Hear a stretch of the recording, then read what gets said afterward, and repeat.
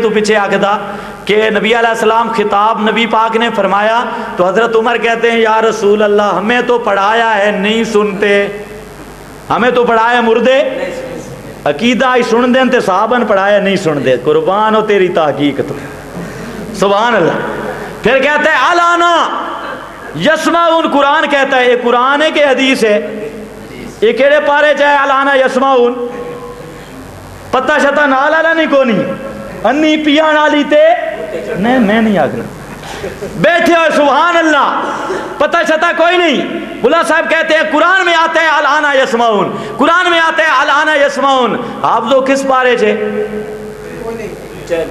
پیر صاحب تو پوچھ کے لاؤ کس پارے چھے؟ الانا یسمعون. اور پھر کیا بات ہے, نابی بھی تڑپ ایسے جو مردے سن دے ہوئے تھے.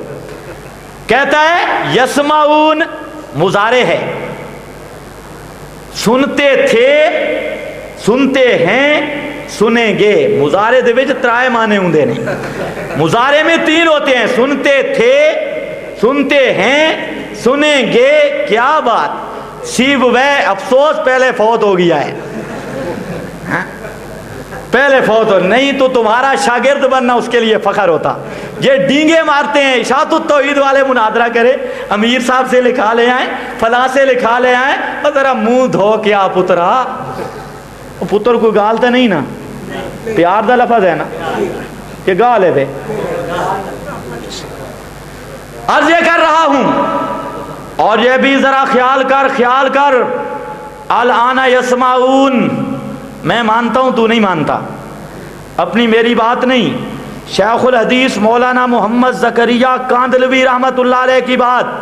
میرے تبلیغی دوستو, تمہیں خواہ وہ خراب کرنے کی کوشش کرتے ہیں. شیخ الحدیث کا واللہ العظیم عقیدہ وہ تھا جو ہمارا ہے. توجہ ہے, ایک حوالہ پہلے میں نے دیا ہے, دوسرا دے رہا ہوں. کتب فضائل پر اعتراضات کا جواب, کتب فضائل پر اعتراضات کا جواب.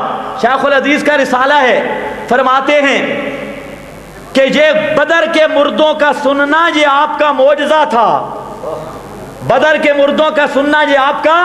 اور حضرت شیخ فرماتے ہیں کہ مردوں کا سننا یہ خرق عادت ہے, عادتاً نہیں.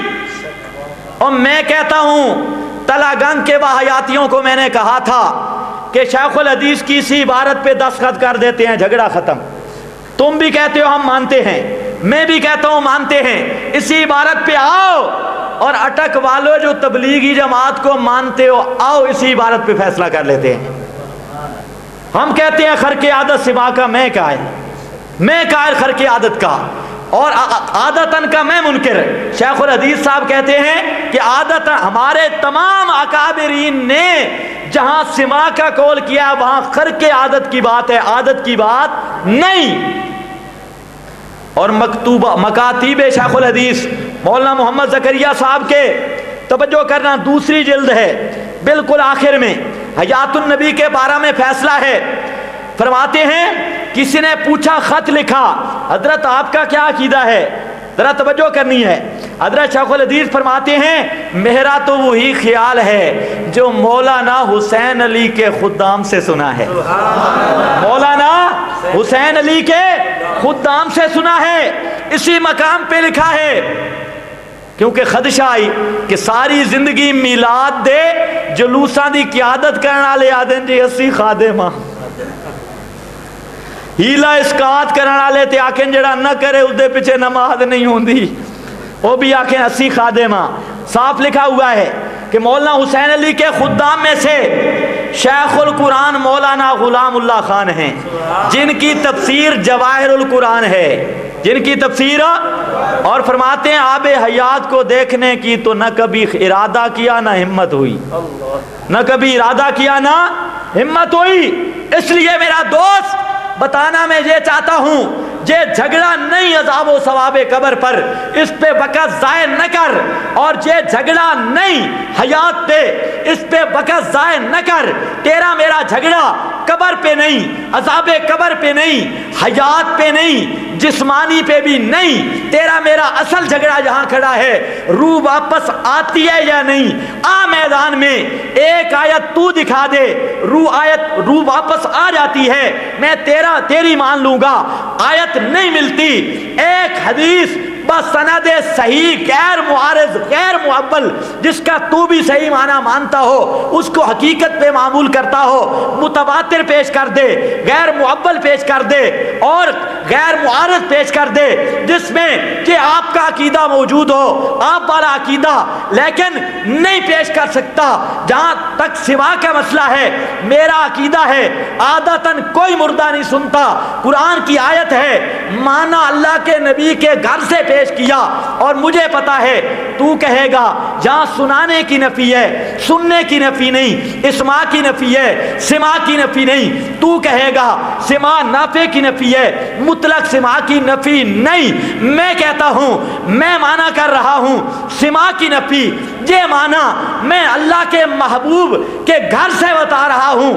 اگر ہمت ہے میرا اور چیلنج سن لے، قیامت کی صبح تک اپنا اسماع والا معنی جو تو تعویل کرتا ہے، انتفاع والی، اسماع والی، میرے محبوب کے 1,00,000 کئی ہزار صحابہ میں سے صرف ایک کا قول پیش کر دے، میں تیری مان لوں گا۔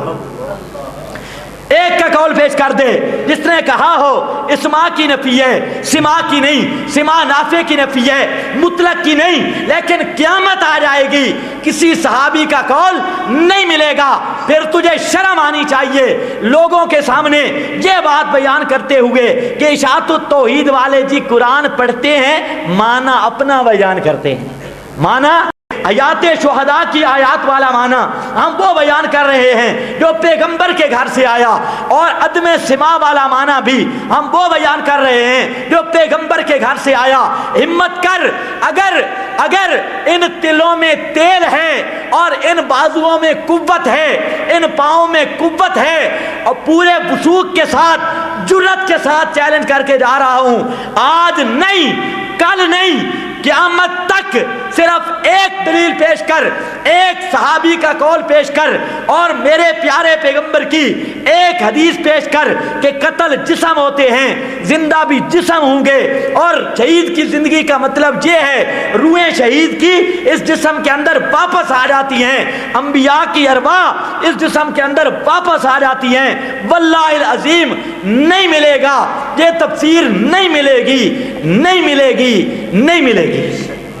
اور ہمت ہے، میں نے انک لا تسمع الموتى کا معنی بیان کیا، اور جو معنی میں کرتا ہوں پیغمبر کے گھر سے بیان کیا، تجھ میں ہمت ہے اپنے سٹیج پہ میری اس سے سوال کا جواب دے کے جانا، میرے محبوب کا صحابی معنی کرے، اسماع کی نفی ہے، سماع کی نہیں، سماع نافع کی نفی ہے، اور پھر تو بڑا ناچتا ہے، لوگوں کو دھوکہ دیتا ہے، حالانکہ تیرا حنفیت کے ساتھ بھی کوئی تعلق نہیں، لوگوں کو دھوکہ دیتا ہے، یہ ایک دھول ہے۔ ہم جی ترجمان ہیں مسئلہ کے امام صاحب کے، ہم حنفیہ کے ترجمان ہیں، جو بات حنفیہ کی ہے علامہ گنگوئی گواہ ہے۔